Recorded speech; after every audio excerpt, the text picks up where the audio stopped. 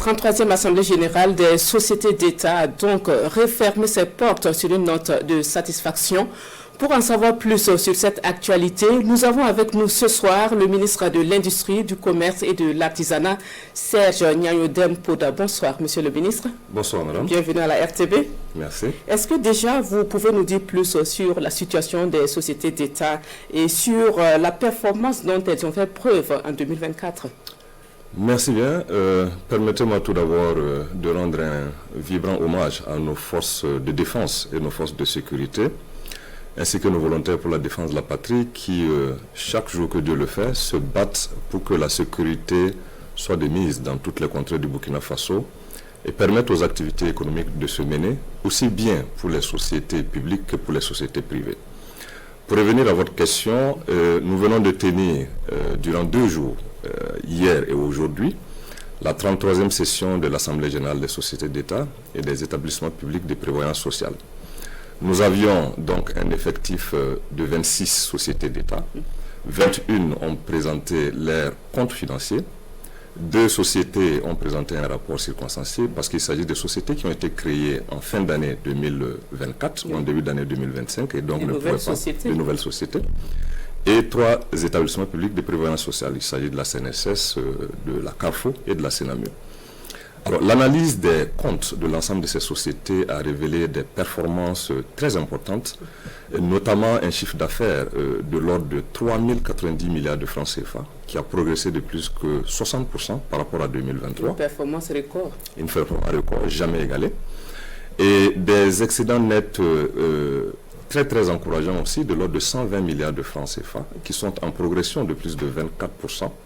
Et une contribution au budget de l'État, et ça mérite d'être souligné, de plus de 595 milliards de francs CFA, en hausse aussi de plus de 20%. Oui. Et ces performances sont vraiment des performances encourageantes qui méritent d'être saluées et qui témoignent de la résilience des sociétés d'État. Et vous l'avez tantôt signifié, ces sociétés ont évolué dans une situation, un contexte quelque peu hostile, le pays traversant une crise sécuritaire. Quelles sont les valeurs qui ont été mises en avant?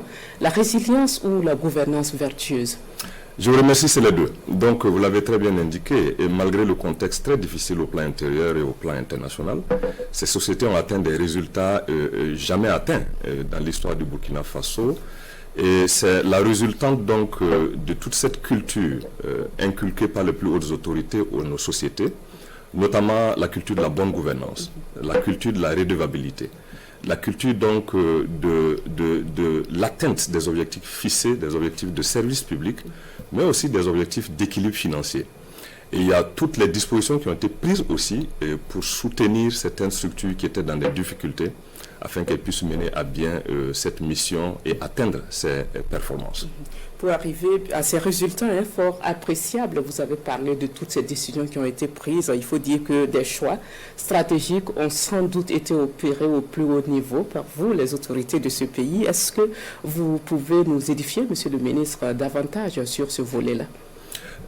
Entre autres choix que nous avons pris au niveau au plus haut niveau pour amener ces sociétés à atteindre ces résultats, c'est la relecture d'un certain nombre de textes pour leur permettre d'avoir toute la plénitude pour mener leur mission à bien. Il y a certaines sociétés auxquelles nous avons ajouté des missions. Je prends un exemple pour la SONAGES, pour laquelle on a relu les statuts, afin qu'elle puisse être aussi une centrale d'achat. Une centrale d'achat et qui pourra mettre à la disposition du Burkina Faso, des publics burkinabés, des produits de qualité et très accessibles et en grande quantité. Donc, une sorte de mission de péréquation. Vous aviez certaines structures qui, à l'époque, existaient dans une forme associative et donc ne leur permettaient pas de mener leurs activités de prestation de biens publics, que nous avons transformées afin de leur donner des statuts qui puissent les aider à aller dans ce sens. Il y a aussi toute la flexibilité qui a été accordée en matière de passation des marchés publics pour permettre à ces sociétés qui se trouvent dans un environnement concurrentiel de pouvoir avoir les leviers qui leur permettent d'aller vers ces performances et d'atteindre les objectifs qui leur sont fixés. On va donc dire que la 33e Assemblée générale des sociétés d'État et des établissements de prévoyance sociale a donc refermé ses portes sur une note de satisfaction. Alors dites-nous, monsieur le ministre, des recommandations et des orientations ont été formulées pour l'exercice en cours. Est-ce que vous pouvez nous donner davantage d'explications? Exactement. La 33e session s'est refermée avec la formulation de plus de 60 résolutions. Et ces résolutions touchent donc au renforcement de cette culture de bonne gouvernance, le renforcement de l'esprit de redevabilité et surtout que d'ici à la prochaine Assemblée, ces résultats, ces performances financières que nous avons constatées puissent se répercuter en impact positif sur le bien-être des populations. Et donc, nous travaillons pour cela.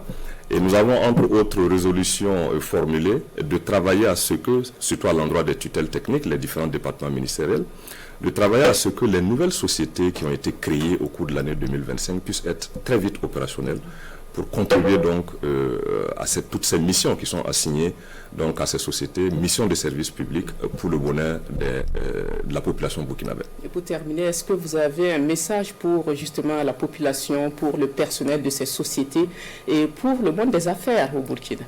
À l'endroit donc de ces sociétés, c'est d'abord un message de félicitations. Et pour ces performances qui ont été atteintes, c'est vraiment la résultante de toute la résilience prônée au plus haut niveau de l'État, mais aussi jusqu'à dans ces démembrements étatiques que sont ces entités sociétales.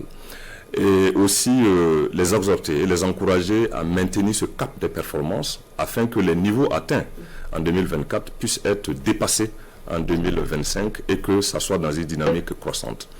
À l'endroit de la population, c'est de rester serein. Car ces sociétés ont été reformées, ces sociétés ont été revues afin que les missions à elles jadis confiées puissent être atteintes et qu'elles puissent contribuer de façon résolue au bonheur et au bien-être des populations. Donc que tout le monde soit résilient et que le Burkina Faso puisse avancer avec la contribution de ces sociétés pour le développement économique. Merci beaucoup, monsieur le ministre du Commerce, de l'Industrie et de l'Artisanat, de votre disponibilité à répondre à nos questions. Je rappelle, vous êtes venu nous fournir de plus amples informations sur la 33e Assemblée générale des sociétés d'État. Merci de rester avec nous pour la suite de l'édition. Merci bien.